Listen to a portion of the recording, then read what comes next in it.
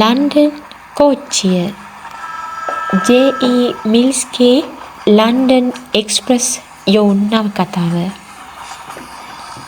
පරිවර්තනය දයා ඩී ෆොන්සේකා. කුඩා චිත්‍ර ශිල්පියෙකු මගේ පදිංචිය සුප්‍රසිද්ධ ලන්ඩන් නුවරට ඉතා ඈතින් වූ පුංචි ගමකයි. ලන්ඩන් බලා යන ප්‍රධාන දුම්රිය මාර්ගයේ වැටී ඇත්තේ අපේ ගම මැදින් වුවත් ශීඝ්‍රගාමී ලන්ඩන් දුම්රිය අපේ ගමේ දුම්රියපලේ නවත්වන්නේ නැත. අපේ ගමේ අයට ලන්ඩනයට යන්නට අවශ්‍ය වුවහොත් මුලින්ම අපි ගමේ දුම්රියපලේ නවත්තන මන්දගාමී දුම්රියකින් ෂෙෆීල්ඩ් දුම්රියපලට යා යුතු වෙමු. අපට ලන්ඩන් බලා යන ශීඝ්‍රගාමී දුම්රියට ගොඩ විය හැක්කේ එතැනිනි. එහෙත් දවසේ පළමුවැනි ලන්ඩන් ශීඝ්‍රගාමී දුම්රිය නම් අපට කවදාවත් අල්ලාගත නොහැකිය. මන්ද කිවහොත් ඊට පෙර ෂෙෆීල්ඩ් බලා යන මන්දගාමී දුම්රියක් නැති නිසා මම කුඩා චිත්‍ර ශිල්පියෙකු බව මුලින්ම කීවෙමි. ඉතා කුඩා කල සිටම මගේ චිත්‍ර අපේ පාසල පුරා ප්‍රසිද්ධය. මගේ දස්කම් ඉතා ඉහළින් සැලකූ අපේ පාසලේ ප්‍රධානාචාර්යතුමා චිත්‍ර කර්මය පිළිබඳව වැඩිදුර හැදෑරීම සඳහා ලන්ඩන් නුවර කලායතනයට මා ඇතුළත් කිරීමට විධිවිධානයේදීය. එබැවින් මා විසින් අඳින ලද චිත්‍ර සටහන්ද රැගෙන ලන්ඩන් නගරයට ගොස් එහි කලායතන ප්‍රධානියා හමුවීමට ඔහු මට කටයුතු සලසා දුන්නේය.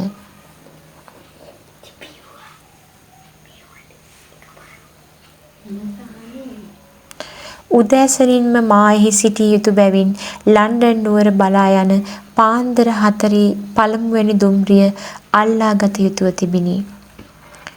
මගේ පියාගේ මිතුරෙකු අපේ ගමේ දුම්රිය ස්ථානාධිපතිතුමා මේ සඳහා මට උදව් කරන්නට මගේ පියාට පොරොන්දු විය. ඔහුගේ උපදෙස් රාජකාරී මට්ටමින් තොර එමෙන්ම අවදානම් ක්‍රියාවක් විය. කෙසේ හෝ මම මගේ චිත්‍ර සටහන් සහිත බෑගයද ගෙන පාන්දරම දුම්රිය ස්ථානයට ගියෙමි. ඔහු මා බලාපොරොත්තුව සිටියේය. එන්න ෆ්‍රෑන්ක් ටවුන්සෙන්ඩ් එන්න. මට තාත්තා ඊයේ කිව්ව කාරණය ගැන. ඔහු මා පිළිගත්තේ ඉතා කාරුණිකවය.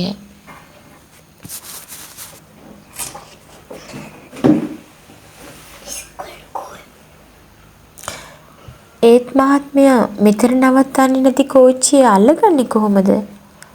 මම ප්‍රශ්න කළෙමි. හරි ළමයාව කලබල වෙන්න එපා. ඔයාට කෝච්චිය අල්ලගන්න පුළුවන්. අපි මොලේ ටිකක් පාවිච්චි කරලා ධෛර්යය අරගමු. අර වංගුවේ පාලම පහු කරන තුරු කෝච්චිය යන්නේ අපි පයින් ඇවිදින තරමට හෙමින්. අපිට කෝච්චිය අල්ලගෙන ඇවිදගෙන යන්න පුළුවන්. මං එතකොට දොර අරින්නම්. ඔයා කෝච්චිය එල්ලිලා ඇතුළට පැන ගන්න. මං ඔයාගේ බෑග් එක ජනේලෙන් ඇතුළට දමන්නම්. හැබැයි බොහොම පරිස්සමින් කරන්න ඕන දෙයක්. හරිද? ඔයාට පුළුවන් නේද? එහෙමනම් මේ ටිකට් ටික සාක්කුවේ දාගන්න. සිතට බියක් දැනුණද මම එකඟ වීමි. ජීවිතයේ අවදානමට දැන්ම සිටම පුරුදු විය යුතු බැවින් මගේ වීරකම පෙන්වීමට මෙය අවස්ථාවක් කරගතිමි. එවිටම ඈතින් මතුවන දුම්රියේ දුම්වැල්ලු දකින්නට ලැබිනි. දුම්රිය ඉතා සෙමින් ගමන් කරන බැවින් එය අප අසලට එන්නට තරමක් වේලාවි ගත විය. රතු පැහැ විශාල 4-6 දෙක දරන දුම්රියපලට සේන්දු වූයේ අප පිළිගන්නට බලාපොරොත්තුව සිටින ප්‍රිය මිතුරෙකු පරිද්දෙනි. අප හා කතා කරමින් යන මිතුරෙකු මෙන් එය අපේ පා ගමනේ වේගයෙන්ම ඉදිරියට ඇදෙයි. මුලින්ම බඩු මැදිරිය විය. මගේ මැදිරි සමූහය ඊළඟට ඇදී ආවේය. දැන් සූදානම් වෙන්න. දුම්රිය ස්ථානාධිපතිතුමා මට කීය. හරි මං සූදානම්. ඔහු වහා මැදිරියක දොර හැරියේය. සූදානම්ව සිටි මම වහා එහි හැඬලේ එල්ලී මැදිරියට පැන ගතිමි. මගේ බෑගය මා මතට වැටිනි. දොර වැසිනි. මා දැන් දුම්රිය තුලය. දුම්රිය ඇදී යයි. මම නැගී සිටින්නට සූදානමින් උඩ බැලීමි. මගේ නෙතට එක්වරම හසු වූයේ සපත්තු වඩියකි. මම එම සපත්තු වඩියේ චිත්‍රයට නැගීමි. අසුනේ කකුලක් පිට කකුලක් දමා වාඩි වී සිටි තැනැත්තා මා දුටුවේ එවිටය. "තමුසේ මැරෙන්න යනවද? මහ යකාගේ වැඩක් නේ කෙරුවේ." මිනිහා මට බැන වැදුනේය. ඔහුගේ සිත කලබලයට පත් වූවා නම් ඔහුට මගේ කනගාටුව ප්‍රකාශ කරන්නට සිතා මම ඔහු දෙස බැලුවෙමි. එහෙත් ඔහුගේ මුහුණ ප්‍රසන්න එකක් නොවිය. ඔහුගේ දැසේ වූ බැල්මෙන් බියපත් වූ මම නිහඬව සිටියෙමි. මම බෑගිය ඉහළින් වූ රාක්කය මත තබා අසුනේ හිඳ ගතිමි. ඔහුගේ බෑගයද ඒ අසලම විය. මා හිඳ ගනිත්ම ඔහු නැගිට සිටියේ ඔහුගේ බෑගිය වෙන තැනක තබන්නට යයි මා සිතුවද ඔහු යලිත් වාඩි වී කකුලක් පිට කකුලක් දමා අසුනේ හරි බරි ගැසුනේය. මමද ඔහු ඉදිරියෙන් ගොස් ඉදිරි අසුනේ කොනකටම වී වාඩි වීමි. මම ජනේල කවුළුවෙන් පිට බැලීමි. දුම්රිය ඉතා වේගයෙන් ඉදිරියට ඇදී යයි. එම දුම්රිය මැදිරියේ කොරිඩෝවක් නොවිය. එය අසුන් දෙකක් එකිනෙකට මුහුණලා ඇති තනි මැදිරියකි. දෙපසින් දොරවල් දෙකක් ඇත. එම නිසා මේ මිනිසා මා නොරුස්සන්නේ වුවද ඔහුට එම මැදිරියෙන් පිට වී යා නොහැකිය. ඔහුට කළ හැක්කේ අසුනකට ඈත් වීම පමණි. මටද එසේමය. එසේනම් අප දෙදෙනා බොහෝ වේලා එකම මැදිරියේ එකට සිටිය යුතුය. මා මෙසේ නිහඬව සිටීම මැනවයි මට සිතුනි. එවිට සමහර විට ඔහුට මා ප්‍රියමනාප වන්නට පුළුවන්. කෙසේ වුවද නිහඬව නිසලව ගල් පිළිමයක්සේ සිටීම මට කළ නොහැකිය. මම මගේ සාක්කුවේ වූ කුඩා සටහන් පොත අතටගෙන අඳින්නට පටන් ගතිමි. දුම්රියෙන් පිටත ඇති දේ මට ඇඳිය නොහැකිය. ඒ සියල්ල ඉතා ඉක්මනින් මා පසු කර යන බැවිනි. මට අර මරුමුස් මිනිසා දෙස යළිත් කෙලින් බලන්නටද විරියක්ම තිබිනි. මම අඳින්නට පටන් ගතිමි. දුම්රිය මැදිරියේ මගේ නෙතට හසු වුණු පළමු දර්ශනය මගේ සටහන් පොතට එකතු වෙමින් මගේ පැන්සල මේ අපූර්ව මිනිසාගේ පාදයේ වූ සපත්තු අඩිය එහි සටහන් කළේ මා නොදැනුවත්වමය. එය හොඳ සිතුවමක් විය. එහෙත් මට දකින්නට ලැබුණේ ඔහුගේ සපත්තු අඩිය පමණකි. මිනිසා තාමත් නිශ්චලව වාඩි වී ඉවත බලාගෙන සිටී. ඔහුගේ දැස පිය වී ඇත. මට සතුටක් දැනුනි. මම ඔහු දෙස හොඳින් බැලීමි. ඔහු ඉතා ප්‍රසන්න පෙනුමක් ඇති අයෙකු නොවෙතත් මම ඔහු දෙස පරීක්ෂාවෙන් බලා සිටියෙමි. තරබාරු දේහයක් ඇති රැවුල කපා නැති ඔහු සැරසී සිටියේ තද අලු පැහැති ඇඳුම් කට්ටලයකිනි. ඔහු දෙස ඉතා හොඳින් බලා අධ්‍යයනය කරගත යුතුයයි මට හැඟිනි.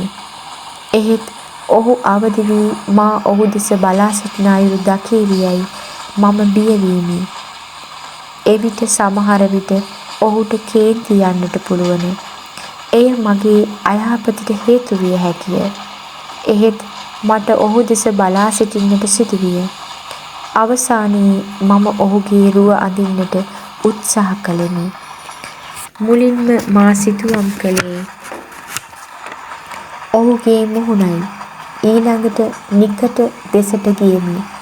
මුහුණ පුරා වැවී තිබෙන රැවුල අතරින් ඔහුගේ නිකටේ කැලලක් මනාව දකින්නට ලැබින. එම කැලල අත්හැර එය වටා රැවුල වැවී තිබුණින් එම කැලල සහිත ඔහුගේ මුහුණ හොඳින් සිතුවම් කරන්නට මට හැකි විය. මිනිසා නින්දෙන්න මේ අතහැරුණේය. ඔහු තම හිස ඉවතට හැරවුවෙන් මට ඔහුගේ අත දැක ගන්නට හැකි විය. ඒ ඔහුගේ වම් අතයි. මම ඒ අත මගේ සටහන් පොතේ සිතුවම් කළෙමි. එම අතේ පුංචි ඇඟිල්ලේ මුදුවක් විය. එහි JS යන අකුරු දෙක කොටා තිබිණ. JS ඔහුගේ නමේ මුල් අකුරු වෙන්න ඇති මට සිතිණි. එවිටම ඔහු නින්දින් පිබිදී හිස එසවිය. අපි නොටින්හැම් පහු කළාද?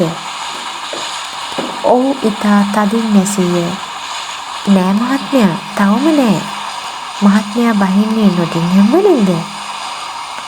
කිසිවක් නොකී මිනිසා කවුළුවෙන් පිටත පරීක්ෂාවෙන් බැලීය. ඔහුගේ නම කුමක්දැයි මම සිතන්නට උත්සාහ ගතිමි. JS අකුරු දෙකින් හඳුන්වන නම මොකක්ද? John Smith. මගේ සිතට එක්වර මා නමයි. මම ඔහු මෙතෙන් සිට ජෝන් ස්මිත් නමින් හඳුන්වමි. අපි ඉතා ඉක්මනින්ම නොටින්හැම් දුම්රියපොළ වෙත ළඟා වීමු. දුම්රිය නොටින්හැම් දුම්රියපොළේ නැවැත්තුවද මැදිරියේ මගියා නොසෙල්වී කවුළුවෙන් පිටත බලාගෙන සිටියේය. දුම්රිය වේදිකාවේ ඉන්නා සියලුම දෙනාගේ මුහුණු දෙස ඔහු ඉතා පරීක්ෂාවෙන් බලන අයුරු මා බලාගෙනය. දුම්රිය පිටත් විය. දුම්රිය නොටින්හැම් දුම්රිය නැවතුමින් පිටත් වූ සැනින්ම ඔහු නැගිට වීදුරු කවුළුව විවර කොට කවුළුවෙන් හිස එළියට දමා බලා සිටින්නට විය. මෙය මට අමුතු දෙයකි. ගස්වැල් ක්‍රමයෙන් පසුපසට ඇදෙමින් යද්දී එක්වරම ගඟක් හමු විය. දුම්රිය පාලම පසු කරද්දී මම කවුළුවෙන් බැලුවෙමි. ගම් යූර අසලට වූ පටු මාවතක් දිස්විය. මගේ මිත්‍රයා එක්වරම හිස තව ටිකක් එළියට දමා කාටදෝ අතවැනිය.